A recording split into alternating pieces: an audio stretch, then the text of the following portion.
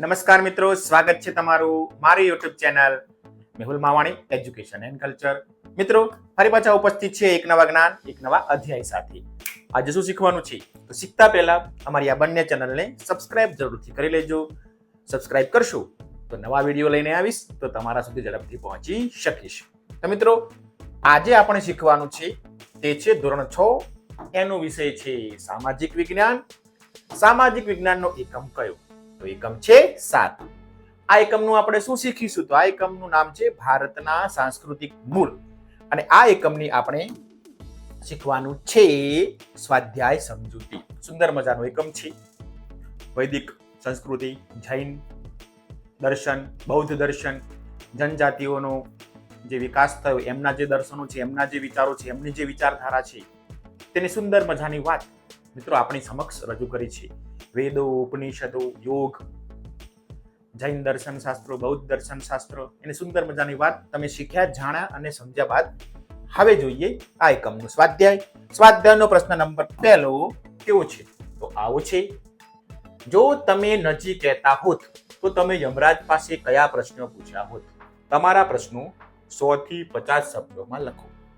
મિત્રો, સુંદર મજાનો પ્રશ્ન પૂછ્યો છે. આપણા એકમમાં યમરાજાની અને નચિકેતાની વાર્તા આવે છે.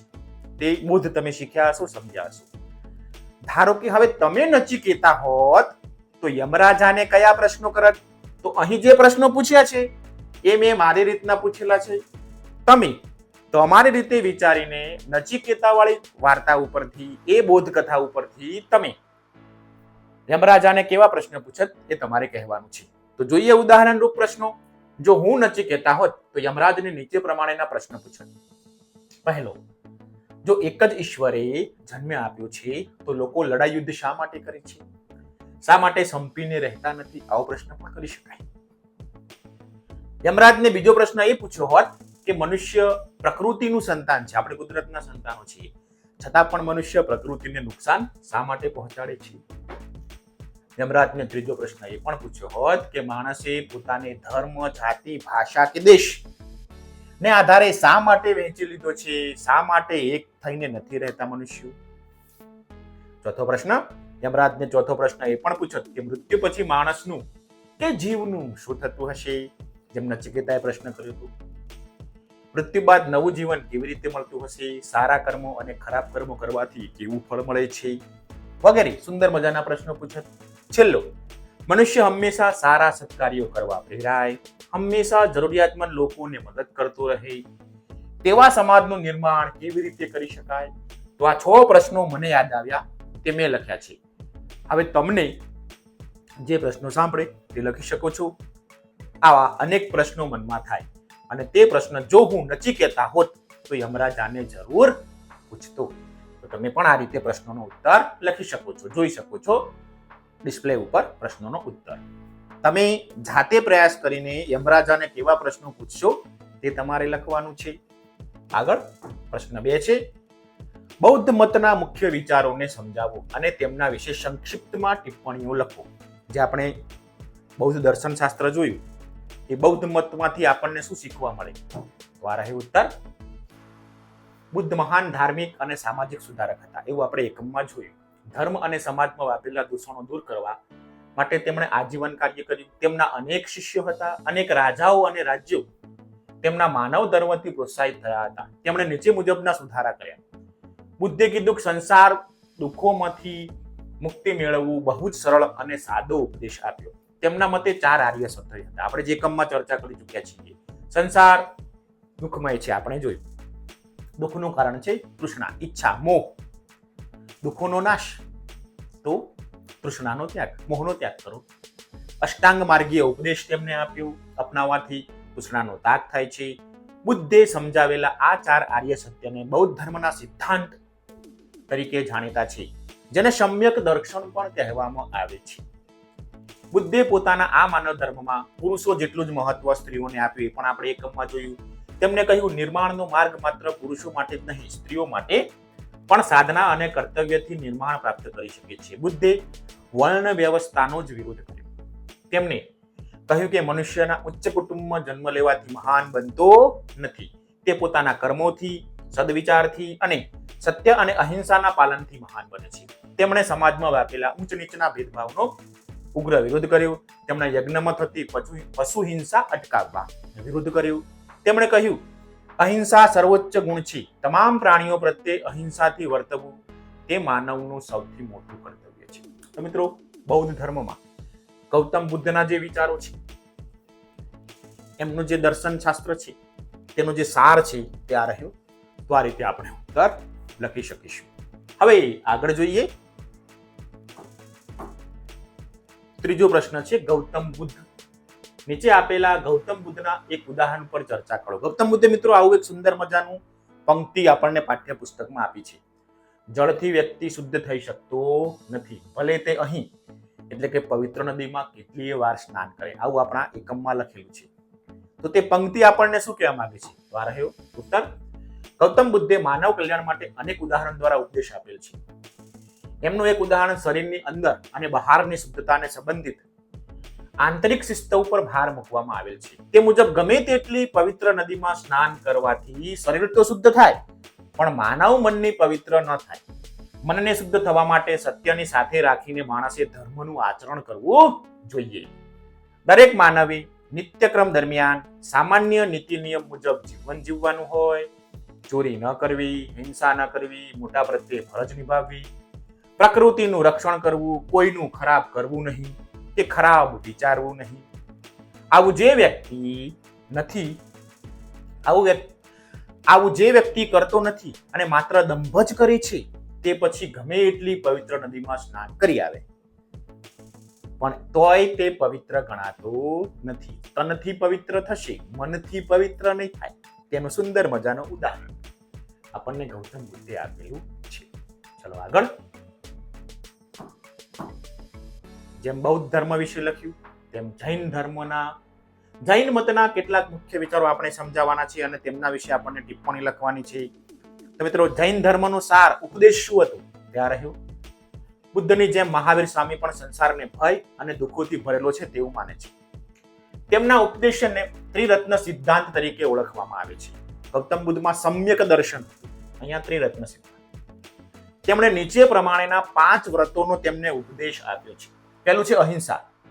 મહાવીર સ્વામી માનતા કે હિંસા એ માનવ સમાજનું સૌથી મોટું દૂષણ છે. કોઈ પણ પ્રકારની હિંસા કરવી જોઈએ નહીં. નાનામાં નાના જીવને પણ જીવવાનો પૂરો અધિકાર છે. મનમાં પણ હિંસા કરવી જોઈએ નહીં. મનમાં હિંસા ના કરવી. પ્રાણી માત્રની રક્ષા કરવી જોઈએ. એ જ મનુષ્યનું સાચું કર્તવ્ય છે. બીજું વ્રત આપ્યું સત્ય. ક્યારે અસત્યનું ઉચ્ચારણ કરવું જોઈએ નહીં. વિચાર્યા કે સમજ્યા વિના બોલવું પણ ના જોઈએ. સત્યના પાલન માટે ક્રોધનો ત્યાગ કરવો જોઈએ. સત્યનું હંમેશા દરેક પરિસ્થિતિમાં પાલન કરવું જોઈએ. ત્રીજું વ્રત આપ્યું અસ્તે. અસ્તે એટલે ચોરી કરવી જોઈએ નહીં. ચોરી એ સૌથી મોટું અનિષ્ટ છે. કોઈની પણ અનુમતિ વગર તેની વસ્તુને ગ્રહણ કરવી જોઈએ નહીં. કોઈની આજ્ઞા વગર કોઈના ઘરમાં પ્રવેશ કરવો તે પણ ચોરી જ છે. તેમ સમજાવી તે સમયના સમાજને ચોર વૃત્તિથી દૂર કરવાનો તેમણે પ્રયત્ન કર્યો. ચોથું છે અપરિગ્રહ. વધારાનો સંગ્રહ ના કરો. મનુષ્યને પોતાની જરૂરિયાત કરતા વધારે ચીજ વસ્તુઓ, ધન ધાન્ય, આભૂષણો, વસ્તુનો સંગ્રહ કરવો જોઈએ નહીં. જેટલી જરૂરિયાત હોય તેટલું જ રાખવાની સંગ્રહ વૃત્તિ ઘટે અને પરિણામે ગરીબો સુધી અનાજ કે અન્ય ચીજ વસ્તુઓ પહોંચી શકે. એટલે સંગ્રહ ના કરવો. તેવો સંદેશ તેમને આપ્યો છે. અને 5મું છે બ્રહ્મચર્ય, જે જૈન સાધુ અને સાધ્વીઓ માટે છે. તેમણે જૈન સાધુ અને સાધ્વીઓને બ્રહ્મચર્યનું પાલન કરવા માટે ખાસ જણાવ્યું હતું. તો મિત્રો, આ 5 વ્રતો ગૌતમ બુદ્ધનો ઉપદેશ છે. તેવી જ રીતના મહાવીર જૈને જે ઉપદેશ આપ્યો, જૈન ધર્મનો જે મત છે, તે શું કહેવા માંગે છે તે આપણે અહીં રજૂ કર્યો. આગળ જોઈએ હવે પ્રશ્ન 5. આંદ્રે બેટેના કથન પર વિચાર વિમર્શ કરો.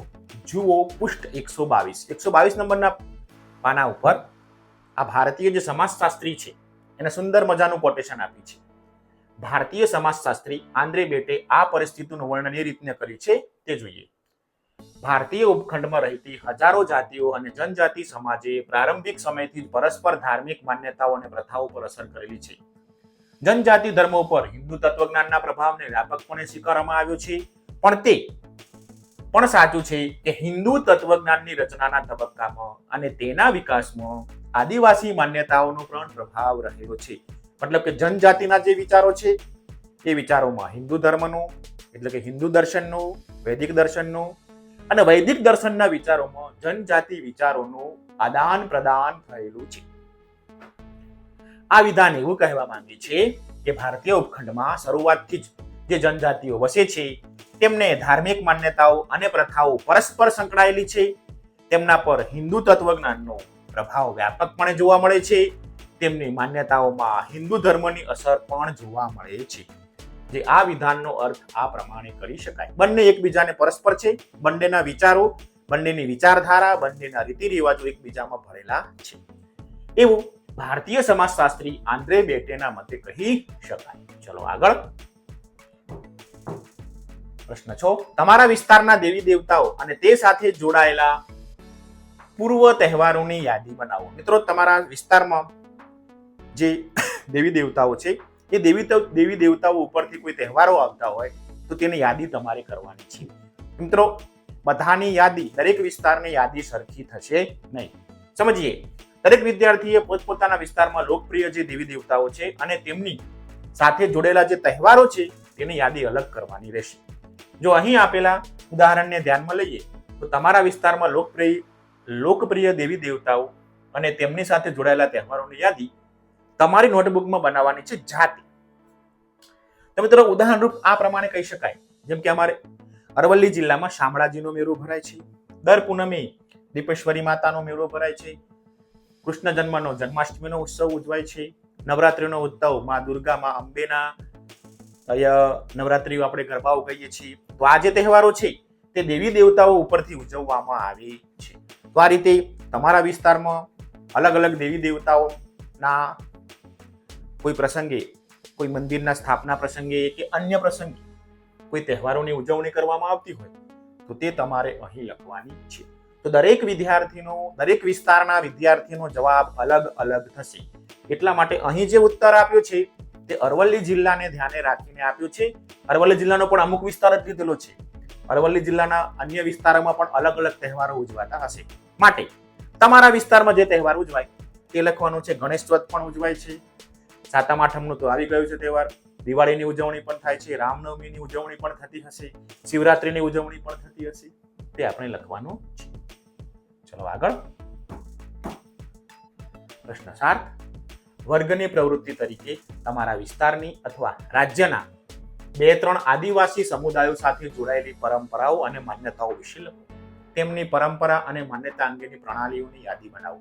મિત્રો, તમારી આસપાસના વિસ્તારમાં કે રાજ્યના જે જનજાતિ સમુદાય છે, આદિવાસી લોકો છે, તેમની પરંપરાઓ અલગ અલગ હોય છે. તેવું આપણે એકમમાં શીખ્યા.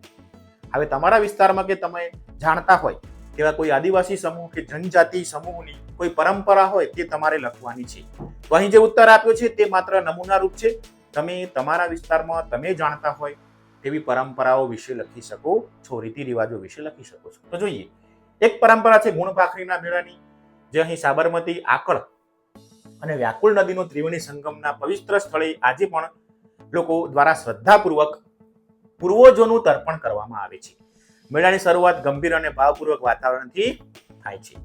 આદિવાસી સમુદાયના લોકો જેમના સ્વજનોનું વીતેલા વર્ષોમાં અવસાન થયું હોય તેઓનું અસ્થિનું વિસર્જન આ ત્રિવેણી સંગમમાં વિસર્જન કરે છે. એવી પણ પરંપરા છે. જે ખેડબ્રહ્માના આજુબાજુના જે વિસ્તારના લોકો છે તેમની વાત છે.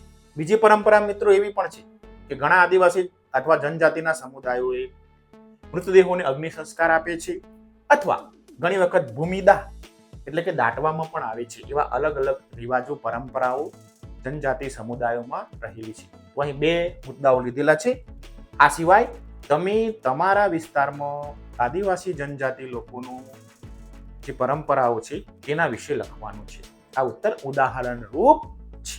ક્લિયર? ચલો આગળ. સાચું કે ખોટું નક્કી કરીએ એકમના આધારે. ચલો, પહેલો, વૈદિક મંત્રોની હસ્તપ્રત તાડપત્ર ઉપર લખવામાં આવી છે. બોલો હા કે ના? એકમને જ્યારે એકમ સમજાવે છે આખો એકમ તમને આખા એકમનો સમજૂતીનો વિડીયો તમને આપણી ચેનલ ઉપર યુટ્યુબ ઉપર મળી જશે. તમે એ એકમની સમજૂતી મેળવશો એટલે લગભગ તમને એકમનો કોઈ પણ મુદ્દો સમજવામાં તકલીફ નહીં પડે. મિત્રો આ વિધાન છે ને ખોટું છે, કેમ કે વૈદિક મંત્રો વૈદિક ઋચાઓનું ક્યાંય લખાણ લખેલું નથી, પછીથી પાછળથી લખાયા છે. વેદ ભારતના પ્રાચીનતમ ગ્રંથો છે. મિત્રો આ વાત તો બિલકુલ સાચી છે. 4 વેદો છે. વૈદિક ઉક્તિ એકમ સતમ વિપ્રા બહુધા વદંતી બ્રહ્માંડની શક્તિઓની એકતા પર ભાર મૂકે છે. મિત્રો આ વિધાન ખોટું છે. ઈશ્વર એક છે પણ એના નામ ઋષિમુનિઓ અલગ અલગ આપ્યા છે તેવું દર્શાવે છે. ચલો ચોથું વિધાન જોઈએ. બૌદ્ધ મત વેદોથી પણ વધુ પ્રાચીન છે. મિત્રો આ વિધાન ખોટું છે. જૈન મત બૌદ્ધ મત એક શાખા તરીકે વિકાસ પામ્યો. તો મિત્રો આ વિધાન પણ ખોટું છે. જૈન મત અને બૌદ્ધ મત અલગ અલગ શાખા અલગ અલગ વિચાર છે. બૌદ્ધ મત અને જૈન પંથ બંને શાંતિપૂર્ણ સહઅસ્તિત્વ અને તમામ જીવાત્માઓને નુકસાન ન પહોંચાડવા માટે પ્રયત્નશીલ છે. તો મિત્રો આ વિધાન તો સાચું છે. દયા અને કરુણાની વાત બંને વિચારોમાં બંને દર્શન શાસ્ત્રોમાં કરેલી છે. 7મું અને અંતિમ ખરું ખોટું. આદિવાસી માન્યતાઓ આત્મા અને દેવતાઓ સુધી મર્યાદિત છે. મિત્રો આ વિધાન પણ ખોટું છે. તેઓ પ્રકૃતિની પણ પૂજા કરે છે. અહિંસા કરુણા એવા ઘણા બધા ગુણો એમનામાં રહેલા છે. તો મિત્રો આ રીતે આપણો જે એકમ છે તેના સ્વાધ્યાયના પ્રશ્નો પૂરા થાય છે. એક પ્રવૃત્તિ પણ આપેલી છે. શું પ્રવૃત્તિ છે તે જોઈ લઈએ. તો મૃત્યુના દેવતા એટલે કે યમ અને નચિકેતા વચ્ચેનો જે સંવાદ છે તે નાટક સ્વરૂપે તમારે ભજવવાનું છે, જેમાં વર્ગના તમામ વિદ્યાર્થીઓ નચિકેતા બની જીવન અને મૃત્યુ અંગેના પ્રશ્નો પૂછશે.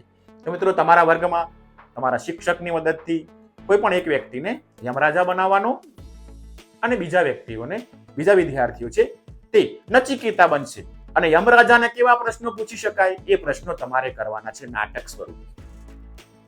આ પ્રવૃત્તિ છે તમારે તમારા વર્ગમાં કરવાની છે શિક્ષકની મદદથી. લેખન કાર્ય કરવાનું નથી.